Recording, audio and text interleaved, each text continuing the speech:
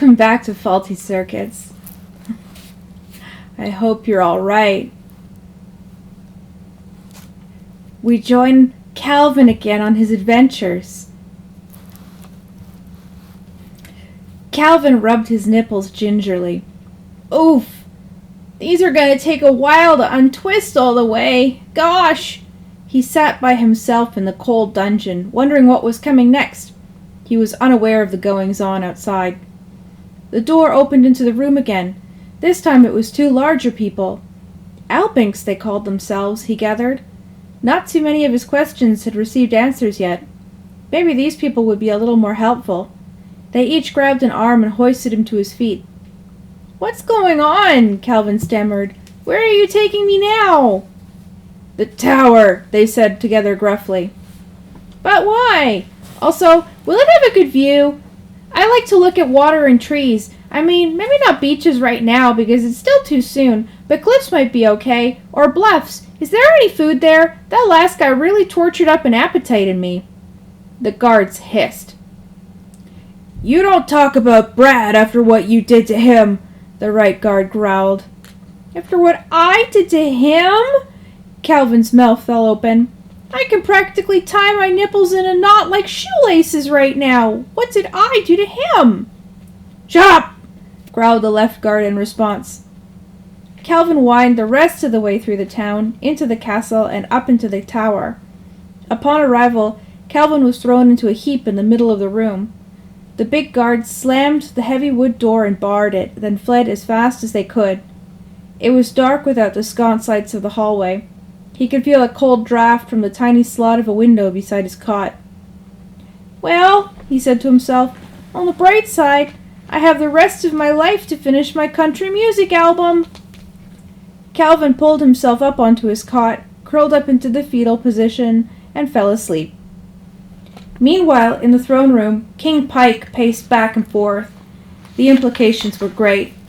An Alapesh with hair of unusually strong scalp bond had appeared to steal their precious hair-crop livestock, and had brutalized a local Inquisitor. This was no ordinary raid. Pike was a very tall king with a chip on one shoulder, and a large snail on the other.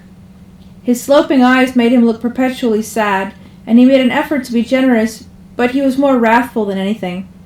He ran a hand through his wild white hair before he spoke to his advisors. "You say we don't know enough, but what can we do? They obviously don't respect the covenant signed by our progenitors. We are sworn to our peaceful trade agreements." "Sire, we haven't heard back from the Alapesh yet to confirm that he's really one of them. Let us not act rashly." "He's one of them!" The king swung around and pointed his finger in the air, shaking it. "I don't need any more proof than that he's here. Nobody else lives in this region but those nearly naked nuns, or whatever they call themselves." He stopped in his tracks, reached into his pocket, pulled out a piece of lettuce, and handed it to the giant snail. Then he turned back to the advisor. "So we're going to retaliate. A tax on them for all our exports. They need our hair to make their plugs, wigs, and merkins. They wanted a 5-finger discount, but instead, they're going to pay." The advisor gulped. It was better not to infuriate His Majesty. His Majesty's favorite hobby was to smash rocks with a sledgehammer to search for more beloved snails.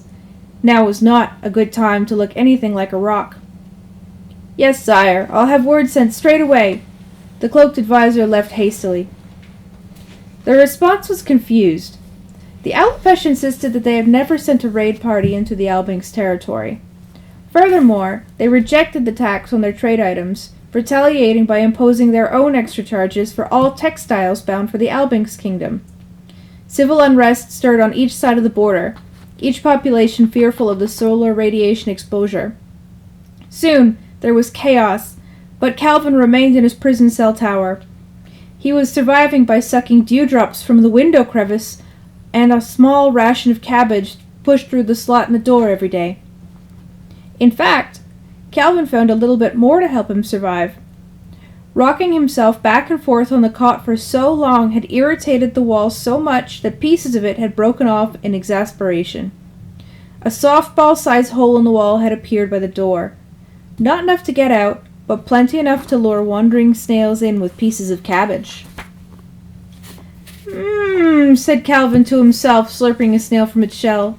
"Delicious mucus! Nectar of the gods!" The shells were starting to pile up. He decided to spend some time making art from them.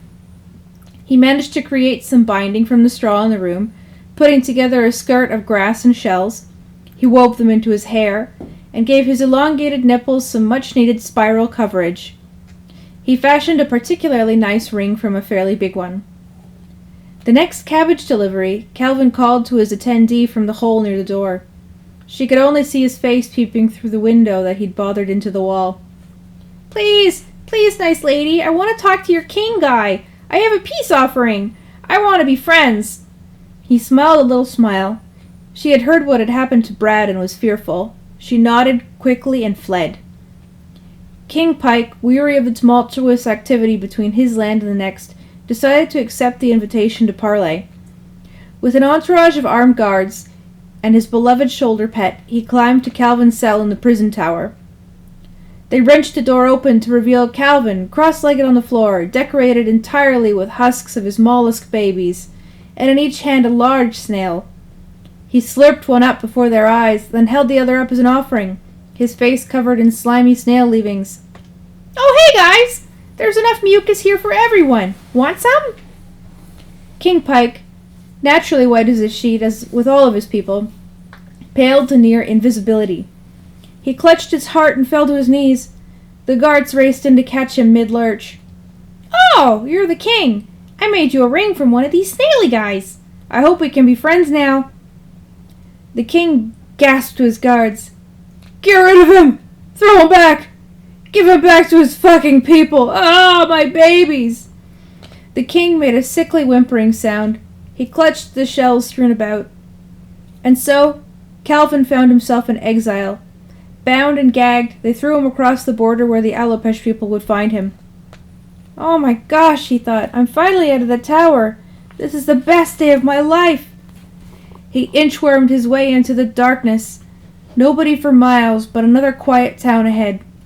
It had to be better here. It had to be. Will Calvin be saved by the people of this town? Will things finally go right for him in any capacity? To be continued.